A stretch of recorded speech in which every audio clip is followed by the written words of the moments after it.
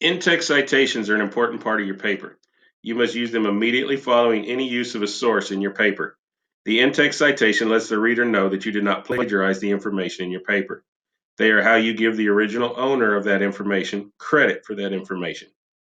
Secondly, should your reader find this information worthy of further exploration or have a need to verify your information, the in-text citation can be matched to the works cited page.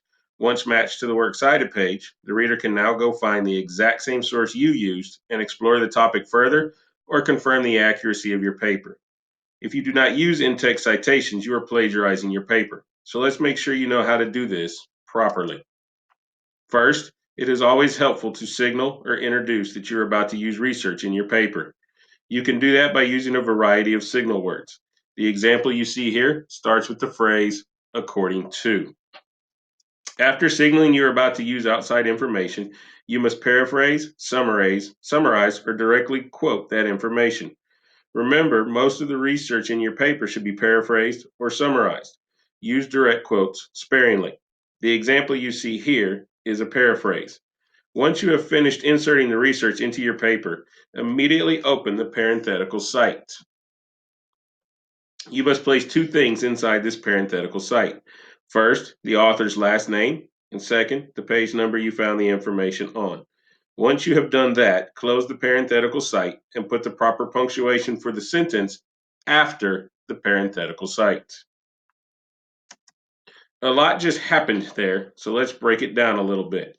First, let's talk about the author's last name. If you have two sources with the same last name, the reader needs to be able to distinguish between them. Add a first initial to one of the sources if you have two sources with matching last names. Sometimes you may not have an author. This is rare, but it does happen. If it happens to you, substitute the first word or first two words of the title for the author's last name. When you do research on the internet, you may not find a page number. That is okay. Do not start counting pages to determine the page number. If the page number is not obvious, simply leave it out of the parenthetical cite. Also, do not use the letter P or PP to indicate pages. Simply put the number inside the parentheses. If your site spanned more than one page, make sure you include all page numbers that information can be found. Finally, make sure the end punctuation for the sentence goes after the parentheses. You're used to putting periods at the end of a sentence, but the end of this sentence is after the parentheses. Do not put a period in both places.